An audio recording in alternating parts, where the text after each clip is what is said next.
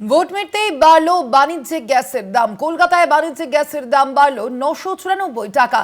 আগে বাণিজ্যিক গ্যাসের দাম ছিল 2208 টাকা। কলকাতায় বাণিজ্যিক গ্যাসের দাম বেড়ে দাঁড়ালো 3202 টাকা। কথা বলবো আমরা এই বিষয়ে। আমরা এই মুহূর্তে টেলিফোনে যোগাযোগ করতে পেরেছি তৃণমূলের রাজ্য সহ সভাপতি জয়প্রকাশ মজুমদারের সঙ্গে।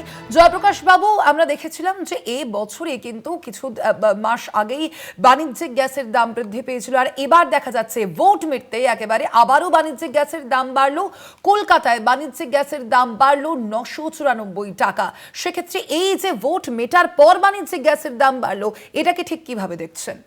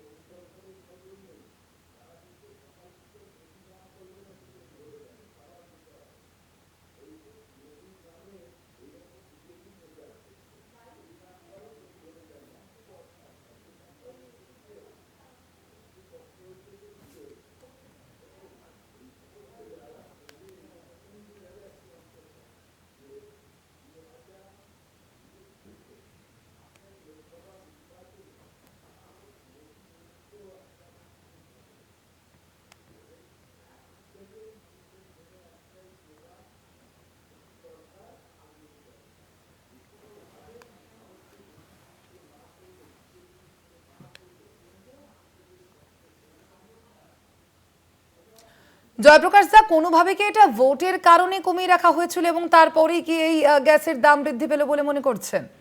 না, এটা একটা ছলনা।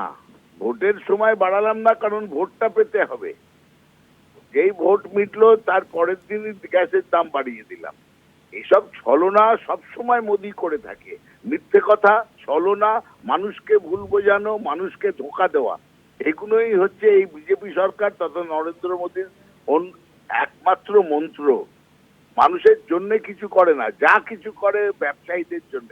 আমি আপনাদের মনে করিয়ে দিচ্ছি, অমিত শাহ বলেছিল একবার, हम लोग বেনিয়া হ্যাঁ मैं বেনিয়া হুঁ। আর একটা কথা চাণক্যর আছে, যখন রাজা ব্যবসায়ী হয় তখন প্রজারা ভিখিরি হয়ে যায়।